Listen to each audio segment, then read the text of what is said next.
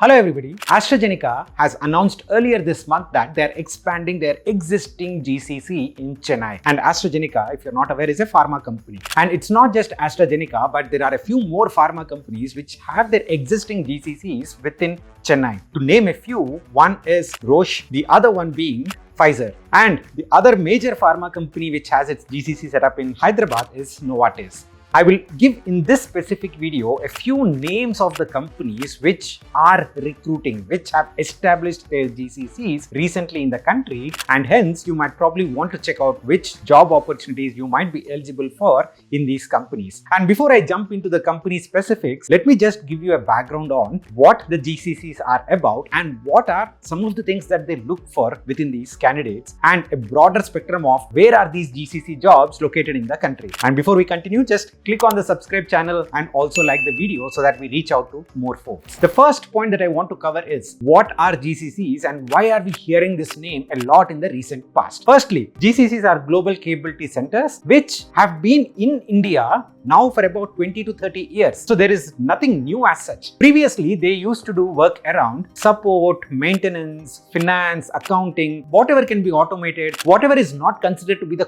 core function within a company. They used to say that, hey, we can rather have our small team in some low-cost country and get that work done from there. And that is how these GCCs have started. Cost arbitrage. And what is this cost mean? Where are the elements of low cost within India? Two aspects. Number one is, don't forget, the real estate cost in India is relatively cheaper compared to the Eastern European countries or any Western world. And hence, they started looking into India. The second cost element is the talent cost, the people, the pay that they need to give to the people to get this work done. Of course, it is cheaper compared to the Western nations. And these two cost elements have started pushing companies to set up their GCCs in India from 1990s and 2000s. And after a certain point, they realized that they can get work done remotely, and even important work. And when did this behavior start, by the way? This behavior started after COVID. Once people started doing work remotely, the companies realized that there is a scope for us to expand GCCs. And that is the reason why this GCC boom has picked up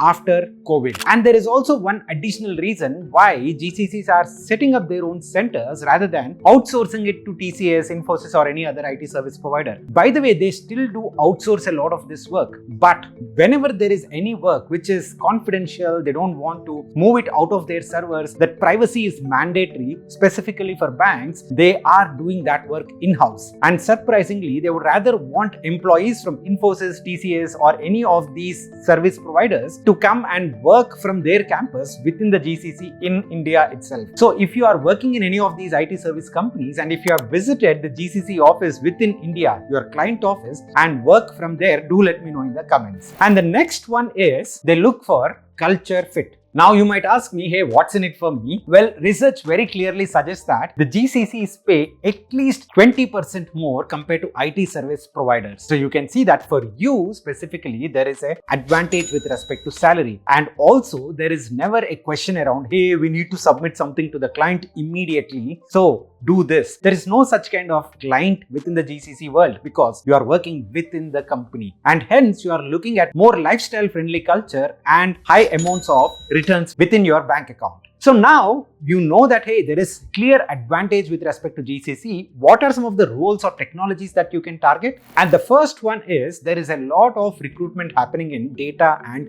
analytics space. Then there is enterprise mobility. Then there is security, and finally cloud infrastructure. Earlier it used to be only support functions, but there is a lot more of core work, and hence the recruitment is happening across all these dimensions within these GCCs. Now you might ask, hey, but I'm in my regular IT job. Do I get to work in these companies? The answer is absolutely yes. You have to just look for the opportunities that are coming out in these companies. And where are opportunities right now within the GCC space? If you think about it, more than 30% of the GCCs that have started in the last 1 year or 6 months, they are from semiconductor space. Known companies such as AMD, Nvidia, Texas Instruments, they are expanding their existing facilities. On the other hand, Edge Cortex, M91 Technology Corporation, these type of companies are also setting up their new bases within Indian market. So if you are interested, do check out the opportunities within the semiconductor industry. The other way in which you can also check out is the geographical fit. Hey, I'm currently residing in Pune. What are the opportunities available for me?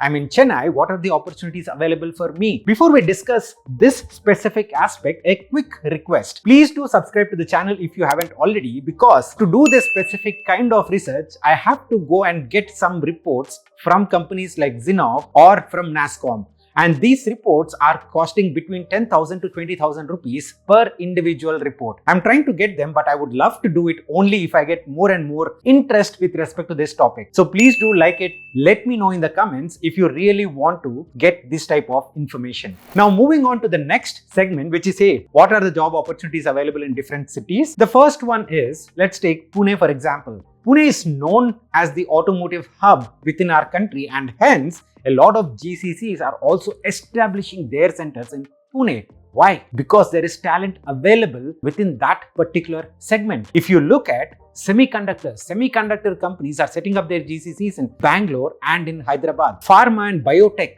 these companies are establishing their base in Hyderabad and in Chennai. Logistics companies are setting up their bases. For example, UPS, they are setting up their bases in Chennai. So you can very clearly see the trends between, hey, which companies belong to which industries and what is the potential geography where they are setting up their base. So if you are sitting in a specific city and you are working for an IT service provider, please do check which kind of companies are setting up their GCC centers within your city and do apply accordingly. You might say that, hey, but I'm not from pharma, can I apply? Absolutely yes, because they need people across different hierarchy levels, entry level, mid management, senior level guys, across different job roles. So they need people. If you are looking for job opportunities, do check out these specific names that we already discussed in the video and search for job openings through LinkedIn or through any other jobs platform. Now, if you want me to look into any specific industry and the hubs where these industries are set up, do let me know and I'll try to do that in the next coming videos. Hope this video is helpful, guys.